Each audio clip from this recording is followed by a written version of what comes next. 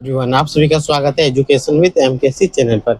आज हम लोग पढ़ेंगे बच्चों क्लास 8 का नंबर दो किसका। तो याद रखना, राजनीतिक व्यवस्था जो किताब आपके पास होगा इस प्रकार मिला होगा, देखो है ना, ऐसे ही किताब होगा। उसका हम लोग अध्याय 2 जो क्या है, आधारभूत मूल्य, संविधान के आधारभूत मूल्य, यही ना है, भारतीय संविधान के आधारभूत मूल्य, उसी का प्रश्न उत्तर करेंगे। अगर आपको समझ में आ जाए तो वीडियो को लाइक और सब्सक्राइब जरूर करना है, ठीक है। तो चलो हम लोग शुरू करते हैं। एक एक चीज को आपको समझना है। सबसे पहले तो आप एक कॉपी लेकर बैठे और एक कलम, ताकि जो भी बोले वो चीज आप नोट करते चलो। और जो चीज इंपॉर्टेंट होगा बच्चों, इसी के साथ आपको लिख देंगे कि ये चीज इंपॉर्टेंट है और ये आपका एग्जाम में दिखेगा, इसीलिए उसको याद करना जरूरी है। तो चलो शुरू करते हैं। पहला क्वेश्चन अगर आप किताब में देखोगे तो बच्चों दिया होगा, रिक्त स्थान की पूर्ति कीजिए, यानी खाली जगह को भरो। तो देखो, को भारत एक संप्रभु राष्ट्र बना, कब बना था? तो याद रखना 26 जनवरी 1950, जनवरी 1950 को बना था बच्चों। कब बना था? 26 जनवरी 1950 को भारत एक संप्रभु राष्ट्र बना, ठीक है। संप्रभु का मतलब याद रखना बच्चों, भारत अब किसी का गुलाम ही नहीं है। भारत पहले क्या था? गुलाम था, अंग्रेज यहाँ पे नियंत्रण था, अंग्रेज जो चाहता था वो करता था। अब कर पाता है नहीं, सरकार का नियंत्रण, सरकार बाह्य और आंतरिक दोनों मामला में हस्तक्षेप कर सकता है, खुल के क्या करता है, समर्थन करता है। इसीलिए क्या है, भारत एक संप्रभु राष्ट्र है, ठीक है। सिंपल समझना, अगर बड़ा डिफिनेशन लोगे तो बहुत बड़ा हो जाए। संप्रभु का मतलब समझ लेना है कि कोई भी राष्ट्र जब अपने आंतरिक और बाह्य मामले को बाह्य मामले के लिए खुद से डिसीजन ले ले तो उसी को बोलते हैं संप्रभु राष्ट्र। किससे दोस्ती करना चाहिए, किससे दुश्मनी करना चाहिए, कब किससे लड़ना चाहिए, वो सारे डिसीजन अगर स्वयं ले रहा है वो देश, तो बोलेंगे वो कैसा देश है? संप्रभु राष्ट्र है। समझ में आया? क्लियर? कोई दिक्कत? आगे बढ़ते हैं। भारत का संविधान किसी धर्म या पंथ का प्रोत्साहन, यहाँ लिखेंगे नहीं करता है। क्या लिखेंगे? नहीं करता है। क्या लिखेंगे? नहीं करता है। किसी भी धर्म का प्रोत्साहन मतलब प्रमोट, क्या होता है? प्रमोट या प्रमोशन। भारत सरकार द्वारा किसी धर्म का प्रोत्साहन करते हुए देखे हो? नहीं देखे होंगे। अपना अपनी धर्म सब कोई निभाता है। सिंपल याद रखना, पंथ निरपेक्ष का मतलब क्या होता है, अभी हम लोग जस्ट इसमें पढ़ेंगे, ठीक है। यहाँ पे देखो, धर्म या पंथ, उसके बारे में तुरंत यहाँ पे जानेंगे, तो बस इतना यहाँ पे रखना। भारत एक देश है, भारत एक देश है। भारत कैसा देश है बच्चों, बताओ? लोकतांत्रिक देश है। यहाँ लिखेंगे लोकतांत्रिक। लोकतांत्रिक क्या होता है बच्चों? अभी जस्ट यहाँ पे हम लोग करेंगे, ठीक है, जस्ट करेंगे। अगला बढ़ते। वी लोकसभा गठित करने वाली 2014 में चुनाव हुआ था, तो 16वीं। कौन सा बच्चों? 16वीं। यहाँ तो वी है तो यहाँ पे सिर्फ 16 लिखेंगे। 16वीं लोकसभा का गठन। लोकसभा क्या होता है बच्चों? अगर आप चैप्टर नहीं पढ़ोगे तो नहीं जानोगे, तो इसके लिए आपको चैप्टर पढ़ना पड़ेगा, ठीक है। अगला नेक्स्ट बढ़ते हैं। अनुच्छेद में भाषण तथा अभिव्यक्ति की स्वतंत्रता है। अब आप बोलोगे अनुच्छेद क्या होता है, वो चैप्टर पढ़ोगे, उसमें पूरा विस्तार से आपको बताएंगे, ठीक है। तो यहाँ पे रखना, अनुच्छेद 19 में भाषण तथा अभिव्यक्ति की स्वतंत्रता है। अनुच्छेद 19 कितना? अनुच्छेद 19। अनुच्छेद मतलब एक प्रकार का बोल सकते हो, एक किताब का टॉपिक कैसे होता है, जैसे इसी बुक में अगर देखा जाए तो अलग अलग चैप्टर है कि नहीं बच्चों, उस चैप्टर के अंदर कुछ ना कुछ टॉपिक होता है, उसी टॉपिक को हम लोग अनुच्छेद बोलते हैं। सिंपल भाषा में समझना है, ठीक है। समानता का सिद्धांत के आधार पर को दंडनीय अपराध घोषित करता है, तो याद रखना 50 का ए, ठीक है। 50 का ए जो अनुच्छेद है वो दंडनीय अपराध घोषित करता है बच्चों। कोई दिक्कत समझ में आया? और सॉरी, यहाँ पे 50 का ये नहीं है, यहाँ पे क्या, समानता का सिद्धांत के आधार पर को दंडनीय, किसको दंडनीय अपराध का अनुच्छेद 50 का ये कैसे होगा बच्चों, तुम्हें बताओ। यहाँ पे क्या होगा? छुआछूत। क्या होगा? छुआछूत। बहुत जगह आपको अस्पृश्यता दिखाई देगा, तो वो मत समझ लेना कि ये गलत है। छुआछूत और अस्पृश्यता दोनों सेम है। अंग्रेजी देखोगे अनटचेबिलिटी होता है, ठीक है। आगे बढ़े, कोई दिक्कत? छुआछूत अगर आज के जमाना में किसी के साथ करोगे बच्चों तो वो क्या होगा? एक दंडनीय अपराध होगा। उसके लिए आपको सजा भी मिल सकता है, शायद 3 महीना का जेल भी हो सकता है, कुछ जुर्माना भी लग सकता है, ठीक है।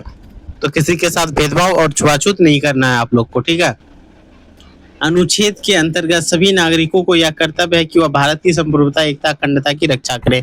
ये कहाँ पे चर्चा है बच्चों? भारतीय संविधान के 51 के ए में। कहाँ पे? 51 के ए में यही चीज की चर्चा है। ठीक है, अब आते हैं क्वेश्चन नंबर 2। क्वेश्चन नंबर 2 में बच्चों क्वेश्चन दिया हुआ, जैसे पंथ निरपेक्षता से आप क्या समझते हैं? ठीक है, पंथ निरपेक्षता या धर्म निरपेक्षता एक ही बात है। पंथ निरपेक्षता का सीधा सा मतलब है बच्चों, जब शासन व्यवस्था में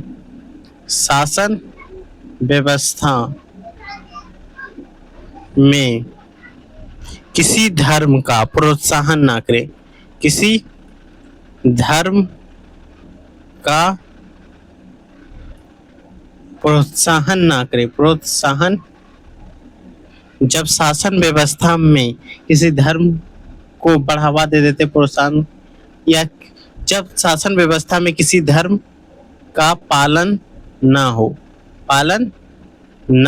हो, उसे क्या बोलेंगे? पंथ निरपेक्षता। क्या बोलेंगे? पंथ निरपेक्षता। उसे पंथ निरपेक्षता कहते हैं, उसे पंथ निरपेक्षता कहते हैं। ठीक है, किसी भी धर्म का ना हो, चाहे वो हिंदू धर्म हो, मुस्लिम धर्म हो, इस्लाम धर्म हो, सिख धर्म हो, किसी भी धर्म को वो कहाँ पे नहीं आनेगा? शासन व्यवस्था के अंतर्गत वो नहीं आनेगा। तो वही देश क्या होगा बच्चों? पंथ निरपेक्ष, यानी कि किसी भी समाज, या बोल सकते किसी भी समाज या किसी भी धर्म के साथ भेदभाव नहीं करता है। वही क्या होता है? पंथ निरपेक्षता, सभी के साथ समान व्यवहार, चाहे आप इस्लाम धर्म से हो, चाहे आप सिख धर्म से हो, चाहे आप सनातन धर्म से हो, किसी भी धर्म से हो बच्चों, सभी के साथ भारतीय कानून व्यवस्था जो है क्या करता है? समान व्यवहार रखता है। इसीलिए इसको क्या बोलते हैं? पंथ निरपेक्षता। पंथ निरपेक्षता क्या बोलते हैं? भारतीय संविधान जो है एक पंथ निरपेक्ष संविधान है बच्चों। कैसा है? पंथ निरपेक्ष। जब किसी भी राज्य का कोई भी विशेष धर्म ना हो तो उसी को पंथ निरपेक्ष बोलेंगे। ठीक है, या तो आप शॉर्ट में क्या लिखो, किसी राज्य का कोई विशेष धर्म ना हो या कोई भी धर्म ना हो तो उसे ही हम लोग पंथ निरपेक्ष बोलते हैं, और वो सभी धर्मों को समान रूप से देखते हैं। ठीक है, उसी को क्या बोलते हैं? पंथ निरपेक्ष। आगे आते हैं, भारत में लोकतंत्र है कैसे? तो लोकतंत्र का जो परिभाषा है बच्चों तो इस प्रकार है। लोकतंत्र जनता का है, जनता द्वारा,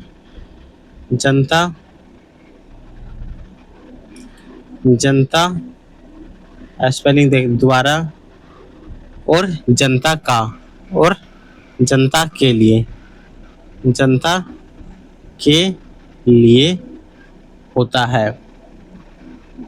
होता है। यानी कि बच्चों यहाँ पे सिंपल समझना, लोकतंत्र क्या होता है? जनता का होता है। लोकतंत्र में हम लोग चुन करके ही भेजते हैं किसी को, जैसे प्रधानमंत्री बनाया अभी मोदी जी, कौन उसको चुन के भेजा है? हम ही लोग भेजे, आप ही लोग सभी। आप लोग तो क्लास 8 के बच्चे हो तो आप लोग नहीं भेजे होंगे। जिसका उम्र 18 साल से ऊपर हो गया वही सब चुन के भेजा है कि नहीं? जो भी प्रधानमंत्री हो, एमएलए हो, एमपी हो, सभी को चुन चुन के भेजे हैं। तो लोकतंत्र जनता का है। किसका है? जनता का है। जनता उसको चुन के भेजता है, और जनता द्वारा, किसके द्वारा? जनता द्वारा भेजा जाता है। और जनता के लिए का मतलब क्या हुआ? वो जो भी काम करेगा बच्चों वो सारे काम जनता के लिए होगा, वो पर्सनल काम नहीं करेगा। जो भी करेगा संविधान में रहकर जनता के लिए करता है, वही लोकतंत्र होता है। अर्थात शासन में जनता का प्रतिनिधित्व की प्रत्यक्ष भागीदारी होती है। जनता के प्रतिनिधित्व का प्रत्यक्ष भागीदारी होता है, प्रत्यक्ष भागीदारी होता है, जिसे जनता चुन के भेजती है, जिसे जनता चुनकर भेजती है। अर्थात भारत एक लोकतांत्रिक देश है। अर्थात भारत एक लोकतांत्रिक देश है, तांत्रिक देश है कि नहीं? भारत में जो भी जितना भी चीज है सबको चुन चुन के कौन भेजा है? चाहे आप मुखिया ले लो, सरपंच ले लो, विधायक ले लो, एमपी ले लो, एमएलए ले लो, या राष्ट्रपति को हम लोग नहीं चुनते, लेकिन हमारे द्वारा जो चुना गया प्रतिनिधित्व है वो चुनते हैं बच्चों। ठीक है, चाहे कोई भी मंत्री हो, मुख्यमंत्री हो, सबको कौन चुनता है? जनता ही तो चुनता है। वो किसके लिए काम करता है? जनता के लिए ही तो काम करता है। वो किसका है? तो जनता का है कि नहीं? इसीलिए ये जो दिया है इब्राहिम लिंकन नाम का एक अर्थशास्त्री बोल सकते हो या राजनीतिक बोल सकते हो, वो उसी ने ये परिभाषा दिया है। ठीक है, वो राष्ट्रपति अब्राहम लिंकन जो था एक बार अमेरिका का राष्ट्रपति भी रह चुका है बच्चों। ठीक है, लोकतंत्र याद रहेगा क्या होता है? लोकतंत्र जनता का है, जनता द्वारा होता है और जनता के लिए होता है। जनता द्वारा चुना जाता है, जनता के माध्यम से बनता है और जनता के लिए होता है। सिंपल समझ में आया? अब आते हैं, सामाजिक न्याय का क्या अर्थ है? सामाजिक न्याय का अर्थ क्या होता है बच्चों? सिंपल याद रखना है कि जब समाज में उपस्थित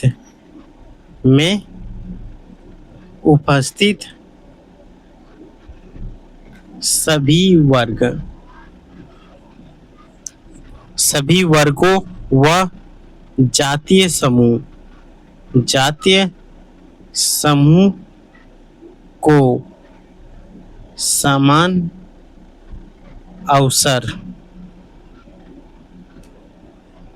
व गरिमापूर्ण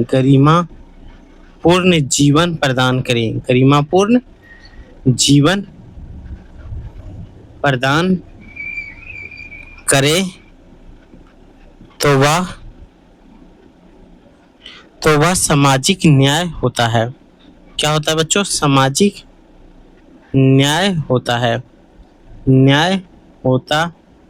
है। ठीक है, गरिमापूर्ण जीवन का मतलब क्या हुआ बच्चों? अवसर तो मिलना चाहिए, समान अवसर मिलना चाहिए, चाहे सरकारी नौकरी हो या कुछ भी हो। तो उसमें क्या होना चाहिए? समान अवसर मिलना चाहिए। कुछ होता है कि आरक्षण के माध्यम से होता है, लेकिन आरक्षण क्या होता है? पॉजिटिव सकारात्मक रूप से उसे देखा जाता है। गरिमापूर्ण जीवन का मतलब बच्चों, आप अपना जिंदगी अच्छे से जियो। गरिमा मतलब कोई आके आपको गाली गलौज ना कर दे, कोई मारपीट ना कर दे, आपका उसी को अच्छे से प्रकार से जीवन जीना, उसी को क्या बोलते हैं? गरिमा। आपकी गरिमा जो इज्जत है, मान मर्यादा है, वो हमेशा बना रहे, उसी को क्या बोलते हैं? गरिमापूर्ण जीवन। ठीक है, ये प्रदान हो करे तो वही क्या होगा? सामाजिक जीवन। अब पुलिस आके 2 थप्पड़ मार दे पूरे गांव के सामने तो क्या होगा? बेइज्जती होगा कि नहीं? तो वो गरिमापूर्ण जीवन हुआ नहीं। किसी भी व्यक्ति को, निर्दोष व्यक्ति को आके मार दे 1-2 थप्पड़ पुलिस तो क्या होगा? वो गरिमापूर्ण जीवन होगा नहीं। तो वो सामाजिक न्याय होगा नहीं। अब कोई आदमी किसी को गाली गलौज दे रहा है तो उस आदमी को दंड देकर क्या करता है? सामाजिक में न्याय देता है कि दूसरा आदमी कोई ऐसा काम नहीं करे। ठीक है, तो यही है सामाजिक न्याय। ठीक है, ये समझ में आया? कोई दिक्कत? अब फिर हम लोग नेक्स्ट वीडियो में मिलेंगे। इसमें क्वेश्चन कितना बच गया बच्चों? घ और अंग, ये 2 क्वेश्चन बचा है और एक चर्चा कीजिए, उसका 5 क्वेश्चन लगभग है। उन सभी को हम लोग पार्ट 2 में करेंगे। ठीक है, पार्ट 1 में बस इतना ही। तब तक आप एक बार लाइक जरूर कर लें और चैनल को सब्सक्राइब कर लें अगर पहली बार आए हो तो, समझ में आए हो तभी। और अगर आपका दोस्त मित्र कोई भी क्लास 9th में हो, 10th में हो या छोटा भाई 7 में हो, 6 में हो, तो उसके पास भी भेज सकते हो, वो भी अपना तैयारी बेहतर कर सकें। ठीक है, यहीं से सारा क्वेश्चन आपका आ जाएगा और आपको कोई भी दूसरा बुक नहीं खरीदना पड़ेगा तैयारी करने के लिए। ठीक है, फिर हम लोग नेक्स्ट वीडियो में मिलेंगे। तब तक आप लाइक और सब्सक्राइब जरूर करें।